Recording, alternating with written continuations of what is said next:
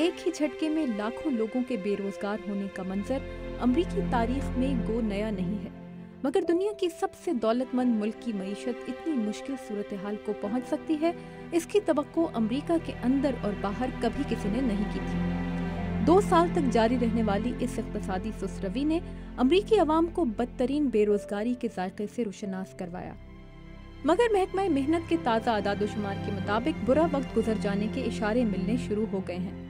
یہ اور بات کہ بحالی کے دعووں اور بہتری کی امید کے باوجود گزشتہ ماہ امریکہ میں بے روزگاری الاؤنس کے لیے بننے والی قطاروں میں مزید 2,16,000 امریکیوں کا اضافہ ہوا۔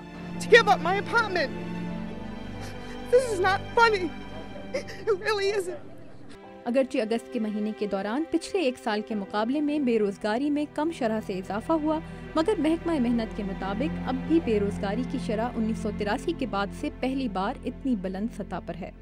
ماہر معاشیات جان لونسکی کہتے ہیں کہ صورتحال سنبھلنے میں ابھی کچھ وقت ہے۔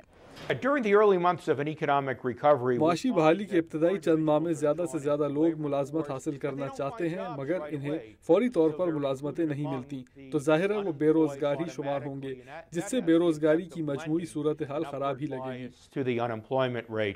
محکمہ محنت کی تازہ رپورٹ میں یہ نشاندہی بھی کی گئی ہے کہ کئی امریکی شہری اپنی صلاحیت یا تعلیم کے مطابق کام کرنے کے بجائے چھوٹی موٹی جز وقتی ملازمتیں کر کے گزر اوقات کر رہے ہیں۔ یہ تعداد بھی گزشتہ ماہ کے دوران آدھے پوائنٹ کے اضافے سے 16.8% ہو گئی۔ محکمہ محنت کی عہدیدار ہلڈا سولس کہتی ہیں کہ دسمبر 2007 میں اقتصادی صورتحال خراب ہونے کے بعد سے اب تک 69 لاکھ امریکی بے روزگار ہو چکے ہیں۔ ہمیں امید قائم رکھنی ہے اور ان کی مدد کرنی ہے جو نوکریوں سے محروم ہوئے یا چھوٹی موٹی جز وقتی ملازمتیں کر کے کام چلا رہے ہیں۔ مگر ماہرین کا کہنا ہے کہ معاشی بحالی کے راستے میں سب سے بڑی رکاوٹ ہی بے روزگاری کی خوفناک طور پر بلند شرح ہے، جو جب تک نیچے نہیں آتی لوگ اپنی بچت سنبھال کر رکھنے میں ہی عافیت سمجھیں گے۔ بے روزگاری کی شرح کے بارے میں منفی خبریں لوگوں کو بددل کر دیتی ہیں اور اس کا اثر ان کے خرچ کرنے کے انداز پر پڑتا ہے۔ یہی چیز معاشی بحالی کی رفتار سست کر دیتی ہے، خصوصاً امریکہ میں جہاں کل معاشی سرگرمیوں کا 2/3 صارفین کے خرچ کرنے کی عادات پر مشتمل ہے۔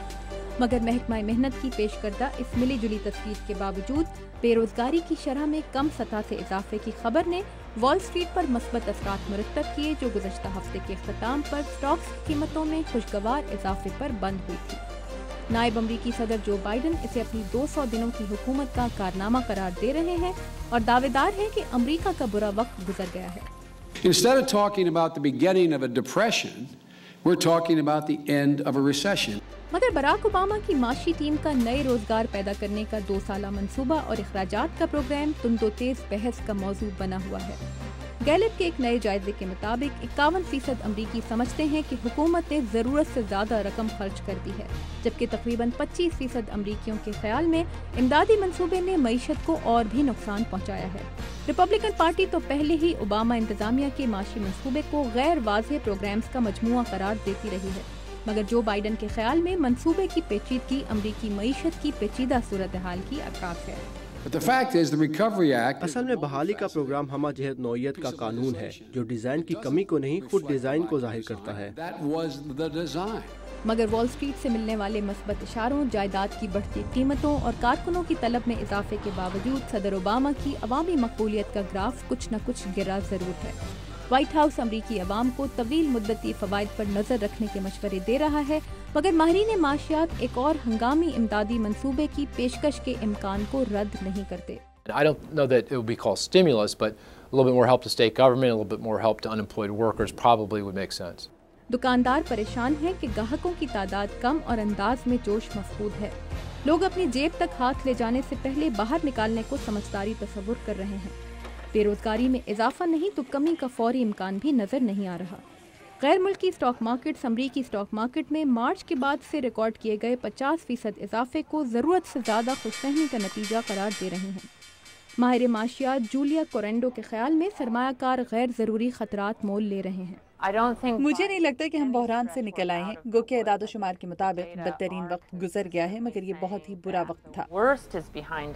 حکومت کی جانب سے آٹو انڈسٹری کو سنبھالا دینے کے لیے شروع کیا گیا کیش فار کلنکرز پروگرام کامیاب تھا، مگر گنتی کی جائے تو لوگوں کی اتنی تعداد نقد رقم دیے کاریں خریدنے نہیں آئی جتنی توقع کی جا رہی تھی. بینکنگ کا شعبہ جسے حکومت کے امدادی پروگرام سے $500 ارب کی امداد ملی تھی اب بھی مشکلات کا شکار ہے. 400 سے زائد امریکی بینک ناکامی کے دہانے پر ہیں اور سب سے زیادہ نقصان میں ہیں قرضے کے خواہش مند عام امریکی. آپ کا کریڈٹ اچھا ہونا اب لازمی شرط ہے. اگر آپ اپنی انفرادی حیثیت میں مکان کے لیے قرضہ لینا چاہتے ہیں تو آپ کے پاس ایک بڑی رقم ڈاؤن پیمنٹ کے طور پر ہو.